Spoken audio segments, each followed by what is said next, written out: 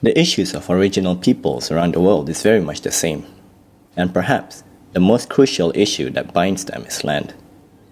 The Orang Asli of the peninsula have a concept of tanah rayau, large areas of land that surround their villages. This is their customary land, in which they hunt and gather plants, herbs, fruits, whatever they need. This is their supermarket. And this is a major cause of their struggle with the government, especially when their tanah rayau acquires high economic value. The struggle of the people of Kampung Chang in Sungai Gapal in Bedo, Perak, is the same as all other Orang Asli villagers.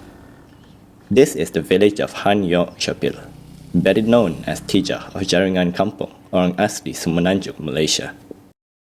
So, Kampung Chang sebagaimana kampung-kampung lain. Sebenarnya, setiap perkampungan orang asli, kami mempunyai tanah dan wilayah adat yang tersendiri. Maksudnya, kalau Kampung Chang, Sungai Gepai, dia punya teritori atau tanah wilayah adat dia,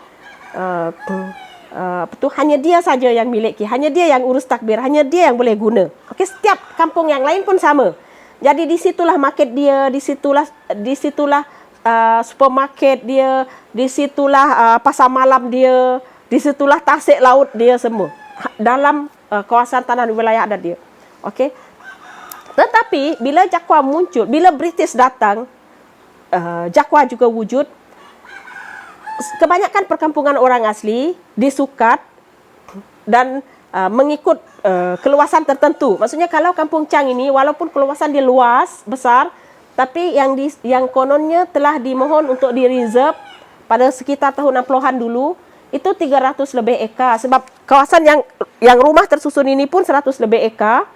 Okey, kawasan yang kami tanam sawit sana pun dekat nak 100 lebih, macam 100 ekar macam tu.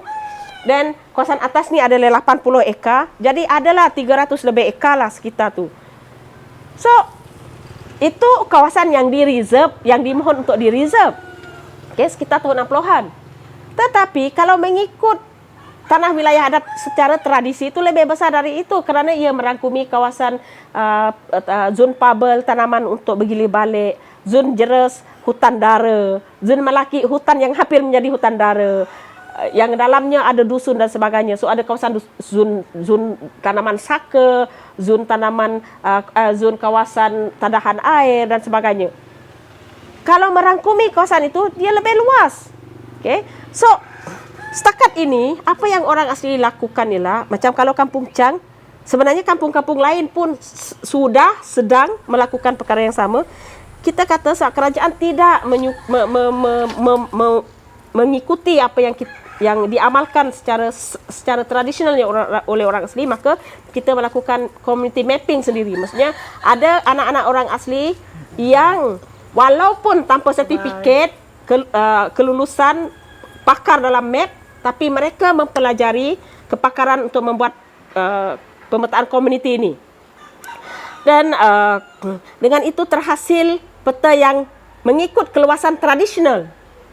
Maksudnya dalam kawasan tradisional yang mereka sukat, yang mereka hasilkan, dalam itu juga ada keluasan yang pernah dimohon untuk di-reserve oleh pihak Jakwa atau Jabatan Hal Ehwal Orang Asli pada masa itu. Okay. Tetapi apa yang berlaku sekarang ialah tanpa kita sedar, melalui dasar pemberi milik tanah yang telah diluluskan 2009, kerajaan melalui Jakwa, saya rasa mereka menjalankan perimeter survey, iaitu lagi sekali buat perimeter survey untuk setiap perkampungan orang asli, di mana kawasan dia lebih kecil daripada yang mereka pernah mohon untuk di-reserve. Macam kampung ini kalau dulu ada 300 lebih ekar, sekarang hanya 40.5 hektar. Berapa jauh dia punya keluasan. Itu jangan jadi maksudnya jangan disebutlah pasal tanah dan wilayah adat yang kita sebut, jangan disebut, memang tak masuk langsung. Kalau dia permohonan untuk di-reserve yang dia sendiri pernah buat pun dia dah kecilkan, dia tak ingat lagi, dia dah kecilkan ke tahap itu, maka habislah. So itu yang berlaku dengan Kampung Chang sekarang. Walaupun nampak macam semua orang bersenang lenang, pergi cari makan apa semua. Tapi itulah situasi dia. Sekarang kita tunggu masa saja, sawit yang belakang pun bukan milik kita lagi. Mungkin kita hanya ada tapak rumah saja. Mungkin tapak rumah pun akan hilang juga satu hari.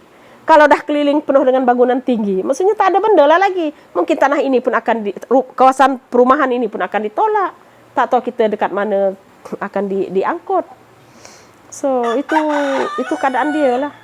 Sekarang orang asli sebenarnya satu semenanjung. Dilema dia ialah sama ada kamu masih merasa bahawa kamu tunggu pengiktirafan yang diberi oleh dia untuk merasa ini tanah kamu, atau kamu dengan penduduk kampung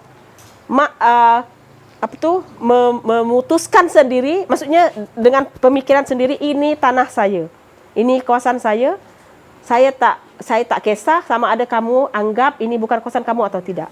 Tetapi dengan keputusan yang macam itu, dengan pemikiran yang tetap macam itu, setiap orang asli dia kena standby lah.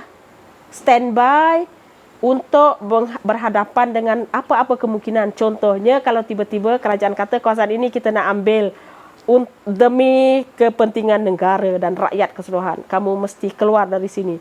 So orang asli terpaksa naik turun mahkamah membuktikan itu tanah dia. Dia sudah beribu tahun tinggal di sini. Tak benarkan kerajaan ambil. Atau kerajaan boleh ambil, tapi dia harus membayar pampasan yang tinggi setimpal dengan harga semasa ataupun sebagainya. Orang asli kena standby dengan keadaan itu. So tadi maksudnya kamu sacrifice, kata ialah ini tanah kerajaan. Saya sacrifice lah bila-bila saja. Apa-apa dia cakap, bila-bila saja dia halau, saya pergilah. Yang kedua, orang asli sendiri harus mengiktiraf diri sendiri. Ini tanah saya. Apa yang berlaku saya akan hadapi. So, dia kena prepare lah untuk berhadapan dengan naik turun mahkamah. Membuktikan ini tanah dia dan dia lebih awal.